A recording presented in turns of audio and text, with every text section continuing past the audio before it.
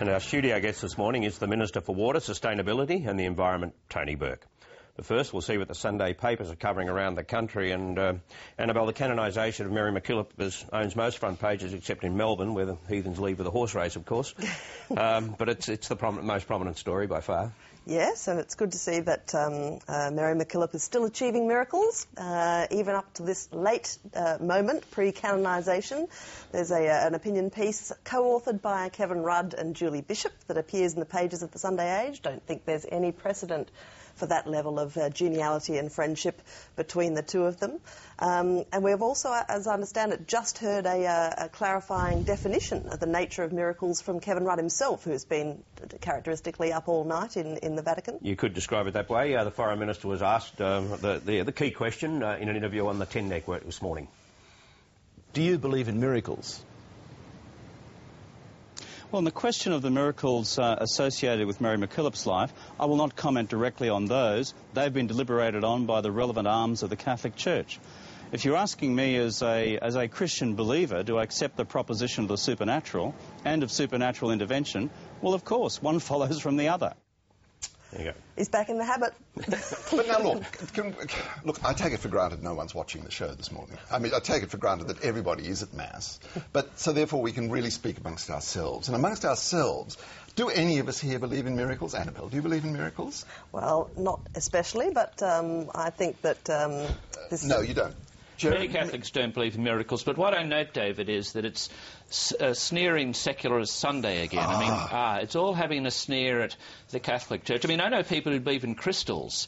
I know people who believe in horoscopes.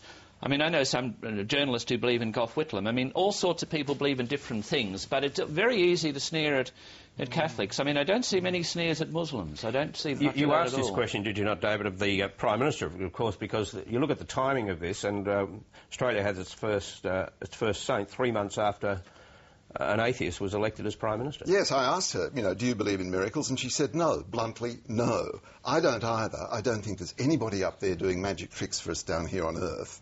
I'm not sneering at them, but I do think it's a ludicrous belief. Just as you sneer sometimes, Gerard, sometimes you sneer at believers in the Labor Party. It's not true, actually. I don't. I might sneer at the Greens. That's a different... It's a quite different point. Well, that's a bipartisan... Yeah, we haven't done the complete survey here.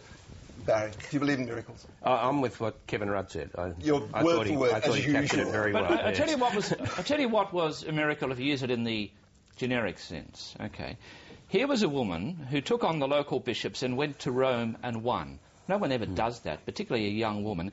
And apart from that, at the end of her career, just before her death in 1909, her and the order and the Brown Josephite who worked with her had established 100 schools teaching the poor, including Aborigines, many refuges for women and orphanages, all of it done by voluntary labour without one penny of government money. And that's exactly why. So why are we having a joke about it this morning about miracles? Gerard, that does not qualify her to be a saint. She has to do something medical to be a saint. She could bring peace to the world and it would not fit the rules of Rome. Oh, well, the rules of Rome aren't quite as severe as you think, David. I mean, Rome is a bureaucracy and, people find reasons Gerard, you make a powerful point, and I think you're right. I mean, the ennoblement of this woman is a great success story. That a woman who played the role she did in the organisation that she did is a staggering achievement. I mean, I think today is a very proud day, not only for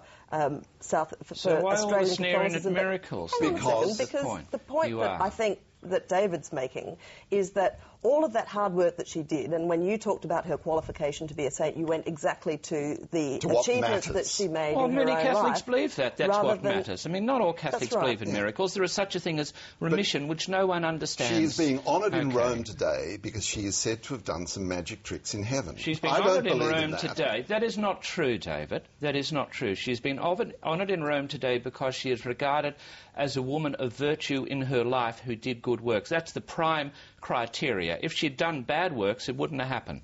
So, I mean, I just think we ought to drop the ridicule. It's very easy to go at people. And if you're going to start ridiculing Muslims, I'll be very interested, David, and I'll send out a protection lot to look after you. I've been down that track as well. I haven't seen ridicule, David. Let's grow up. She is a hugely admirable woman. I don't need to grow up. But she does not do magic tricks on request from heaven. But who is saying that? You don't... I mean, if you're going to do a sneer, Gerard, do a sneer. Rome But is I'm not saying saying that miracles... I don't think you know a lot about Rome, David. I do know rather a lot, Gerard. And there has been a long process of proving that she has done medical miracles. You have an absolute obsession with organised religion, organised Christian religion. The Catholic Church, the Anglican Church. You think they're running the country. You think they're running the world. The fact is they're not. I don't. Well, your book indicated that. It was an obsessive book.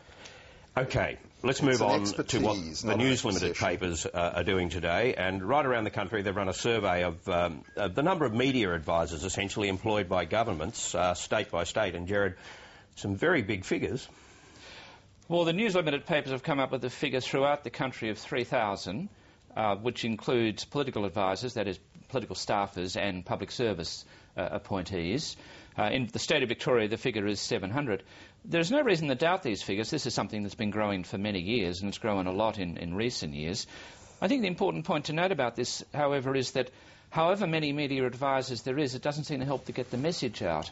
And to some extent, there are far too many media advisors. It was better when senior public servants and, more importantly, politicians did this themselves.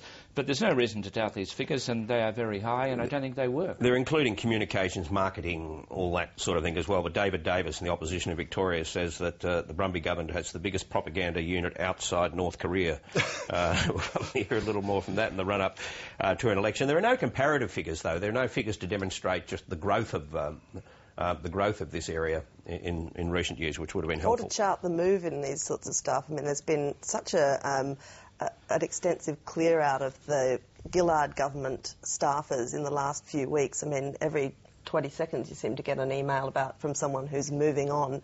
I'd be interested to see where they're going to replenish their stocks from, and one assumes it's probably from predominantly the ranks of state. It is encouraging, however, to think that there's somewhere for people to get a job from, all those incredibly bright kids who are going into journalism schools, that at the end of it there might be somewhere for them to get a job advising ministers. Okay, and in South Australia, Mike Rann has been advised, I think, by one trade union official that it's time to move on. Yes, I've been assigned the really sexy news this morning.